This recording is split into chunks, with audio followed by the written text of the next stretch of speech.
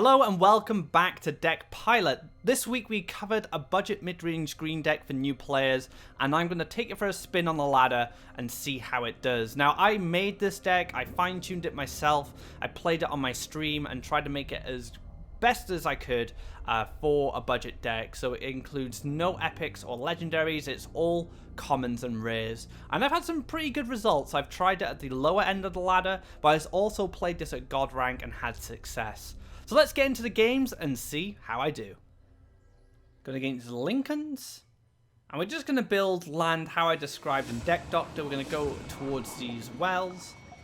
Unless I play against a rush player. And then I'll teach you how to build lands against rush, which is very specific.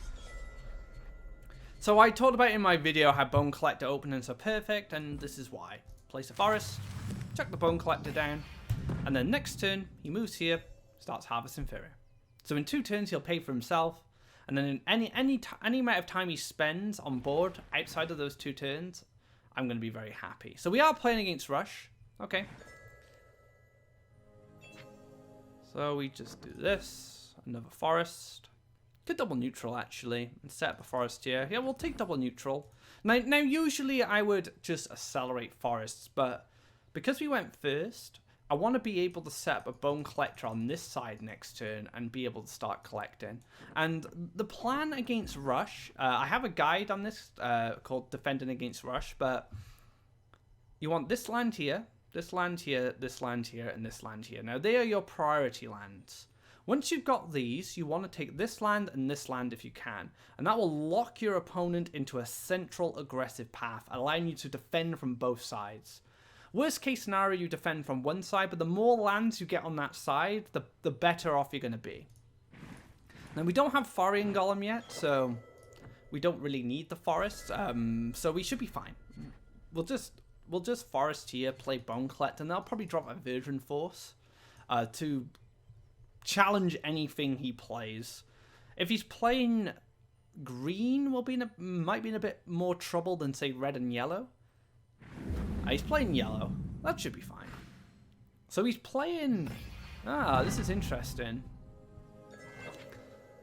I didn't expect this. Now this is... There's a player called Mino Kara who runs Queensguard in his rush. So I'm going to have to adjust my play to protect my Bone Collector. And he can't last Nightmare, so this is fine. So I'm going to play a forest here. And then summon the Virgin Force in front. And this is blocking the attack on my Bone Collector to keep this alive to collect Faeria. So, like I said, I want this land. This is my next land I'll go for. If he takes this as a desert, I'm going to be pretty happy. I'm going to force him to make this land. Unless I'm desperate and I need to defend. This is a better land spot for him, because it forces me to build here. Which I'm going to do anyway. He could just double neutral across if he really wants that spot. This is a really good spot for aggro players, because they collect Faeria once they become active on the turn they've been played.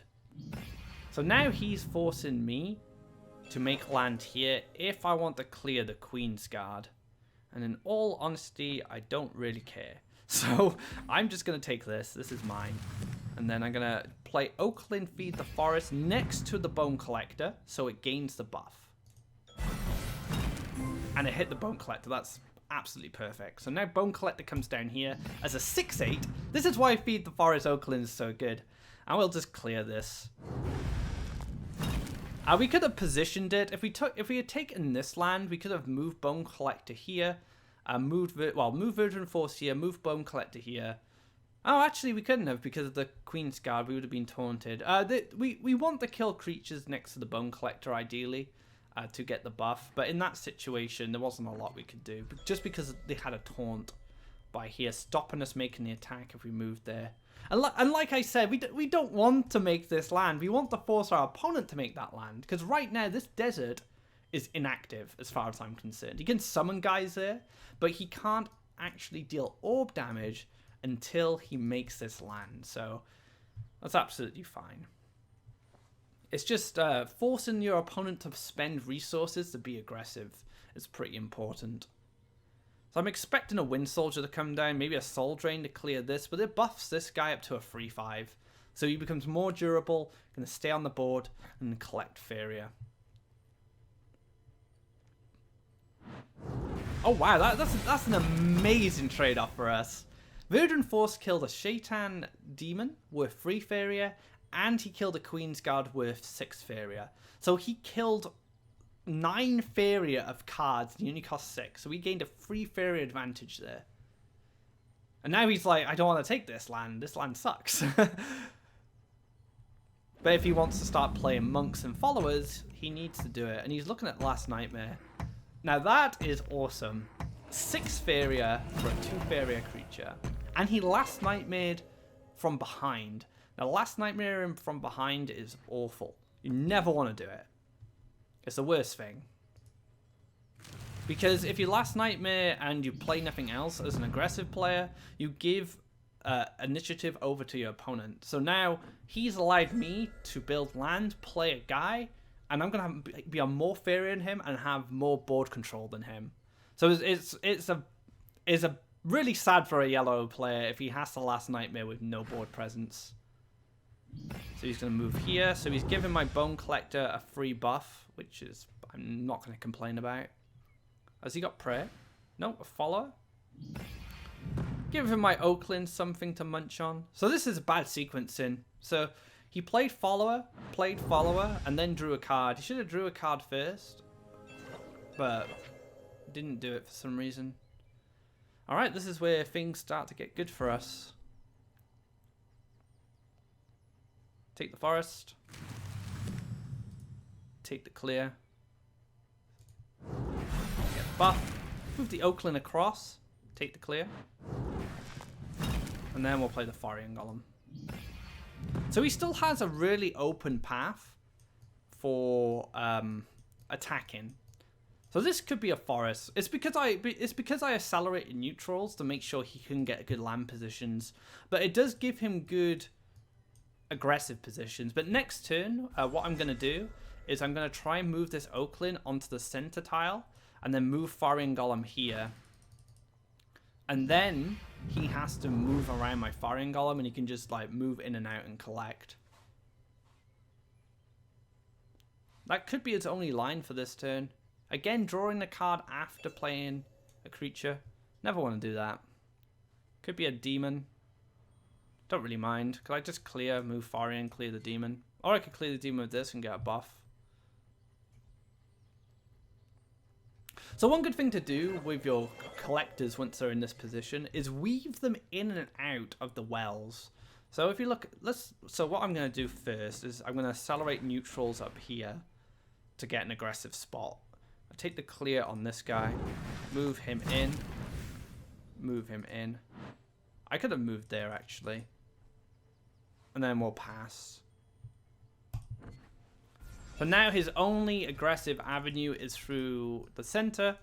Oakland should have moved there. That was me just playing too fast. Wind Soldier to go.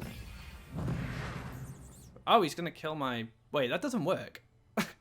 if his plan was double Wind Soldier on my Bone Collector, he would hit my Bone Collector. This would die, and yeah, he's realized it now. He's thinking, oh no, that doesn't work. He will give me a +1/+1 buff when he kills this. And then if he Wind Soldiers... Now, his only alternative is Wind Soldier in this, which I want to die because it's going to buff up a guy in my hand. So, it's pretty miserable.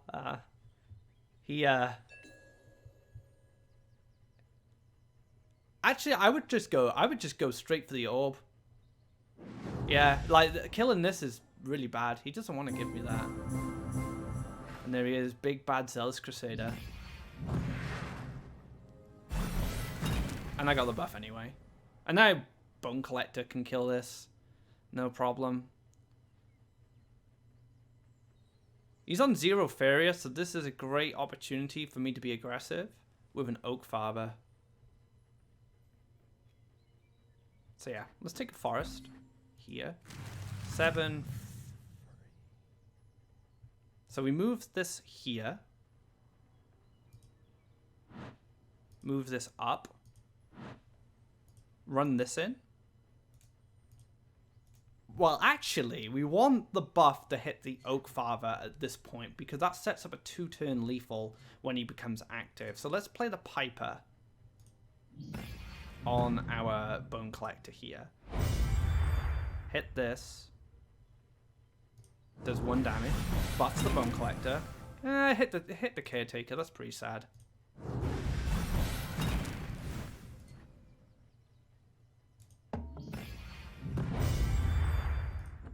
That's pretty sad. So now we're forcing him to go down this way, which means I can step over the Faeria Golem and then move over the Bone Collector. Oh, he's only a 7/7. That's fine. We have plenty of buffs. Alright, so we'll move. We'll move. This can collect Faeria for us. This can go face for us. Probably just summon a Caretaker, to be honest. Elderwood's actually a little better. But we'll go for Caretaker because it just gives us a Collector. I'll take the Faeria as well. We don't need cards. Ah, we can take the Elderwood. Gives us a 3-turn lethal now.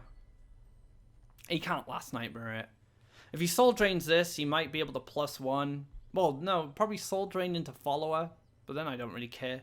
I mean, Piper can kill Follower at this point. So once this dies, let's say he invests a resource like Soul Drain or Wind Soldier or whatever to kill this. I shift him here, I shift him here, I shift him here. I've collected a Faeria, and I cover all his aggressive spots and just hit him for 8 again. If I pick up a Sagami Grovecaller, I have lethal, because I'll be able to teleport my Caretaker or my Faeria Golem up to this position and then just finish him off. There is, I could have played around Doomsday, I guess. I guess that's his one out right now. And it would be a big problem, but not a lot of players run it. I'm not really expecting a Doomsday.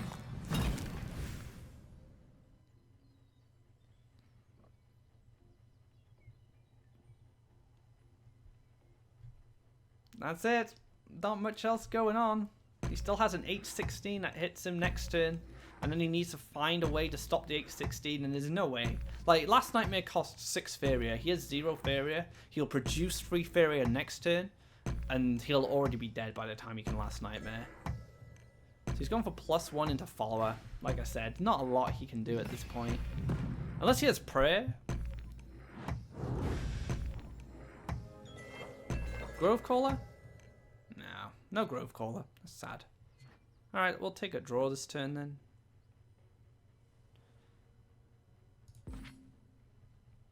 Oh, Feed the Forest. That's not bad.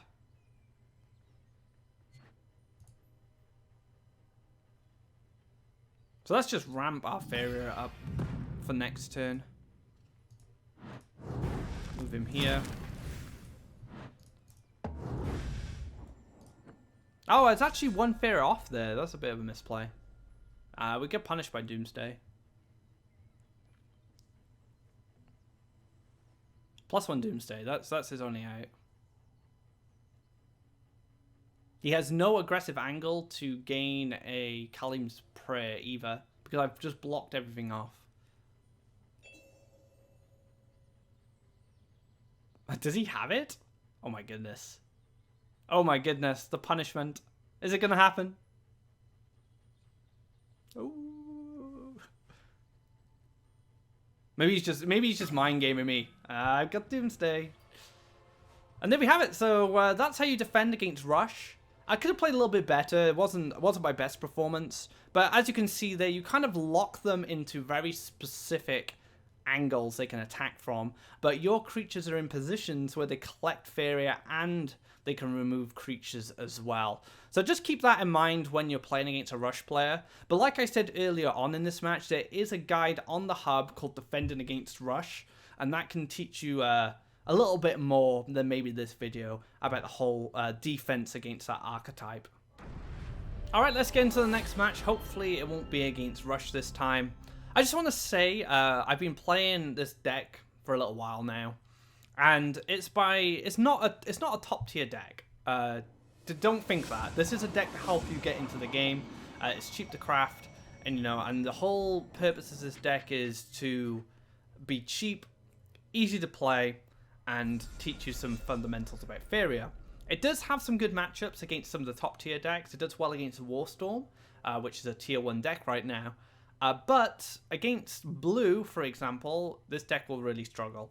So just keep that in mind. You're not going to do very well against blue with this deck, but I do believe at the lower ranks of the game, I believe this deck could take you to rank 10. But from rank 10 onwards, you're going to have to find new strategies to play some of those higher level players. But don't be disheartened, if you're starting out in this game, that you don't become the best straight away. You do have to practice. It does take time. And this deck's purpose, like I said, cheap to craft, easy to play, teach you the game. So we're playing against red, one of the stronger matchups for this deck. So this is a matchup the deck will handle quite easily, because red really struggles with dealing with high health creatures, whereas on the flip side, blue answers high health creatures very easily because they just transform into frogs and just kill them, which is really sad for green players. Oh, that was really unfortunate, the firebomb there, taking out our wood elemental. We could just +1 Verdant Force, just because it's a bit more sturdier. We need to play this turn. I don't like Tiki Caretaker in itself. So against red, you just want to just slam all your buffs onto one creature and just march him up there. Like, I'll Elder with this next turn probably, or maybe Tiki Caretaker, and then just keep walking him up. Because he'll just have to throw cards at it. He'll have to throw Flame Burst, Firebombs, Cypher's Wraths. It's going to take him a lot to kill it. And this is looking like a Gift of Steel deck. We see the combat keyword there, and that uses the combat keyword a lot. Gift of Steel buffs a creature that has a combat ability by +3/+3. So we're gonna move here, move up, and then we'll Tiki Caretaker. And the reason I chose Tiki Caretaker in this situation is he might have to use removal on it if he doesn't want me to collect Faeria, but I'm not going to be moving back this way with Verdant Force as well, so that's another thing. So if this guy can live, he collects this from this well from me until he gets removed.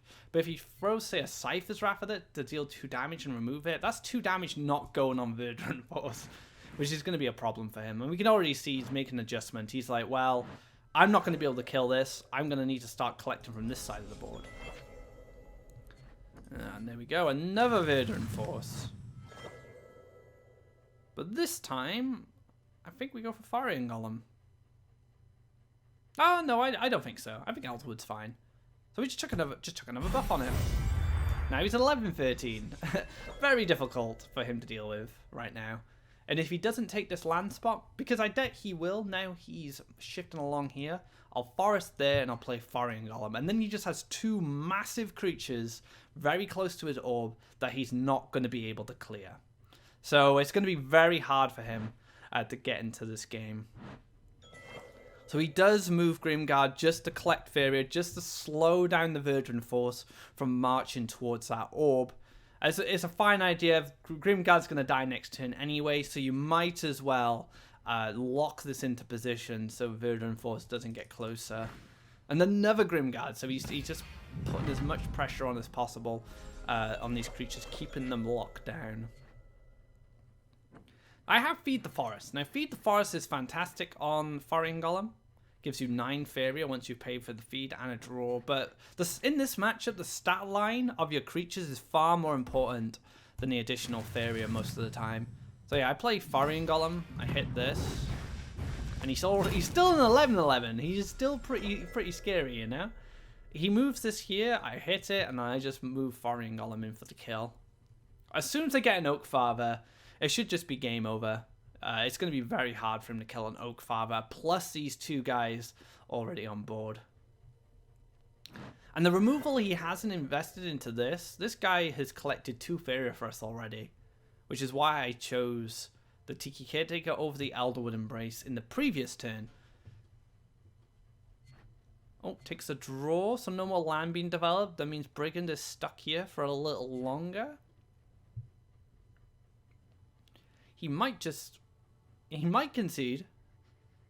He could... Yeah, okay, so he's gifting this to make... Oh, wow, okay, double gift. He needs, like, an extra buff. He needs, like, one more gift of steel. Oh, wow, okay. That's actually a good... That's a good line from him. That's a very good line. Because Faeria Golem can't kill this on its own.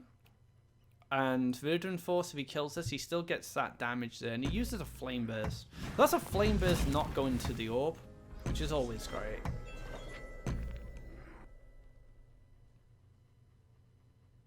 Wow, okay. So we could teleport Verdant Force here and just punch 11 this turn.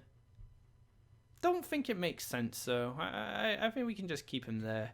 But you can take a card draw instead. We don't need any more lands. Oh, hello, Oaklin. This costs us 1 damage from the Bloodsinger, but it's going to be worth it. Especially if it hits Verdant Force. Yeah, I hit the Grove Caller. That's kind of sad.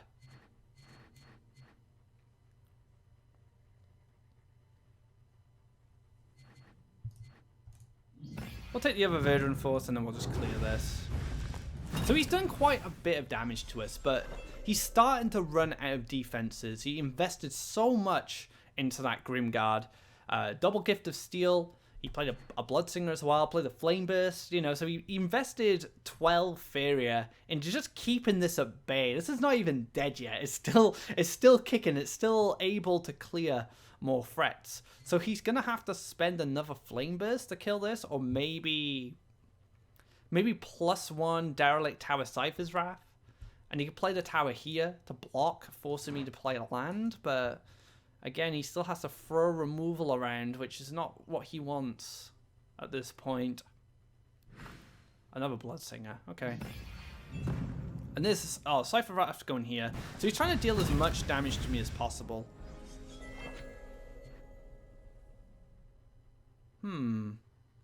I think I have lethal. Yes, there's a lethal play here.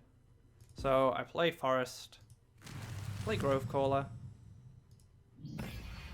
teleport him here, move him across, feed the Forest, take the damage, take the Elderwood, and exactly lethal. And there we have it. That's one of the good matchups for this deck.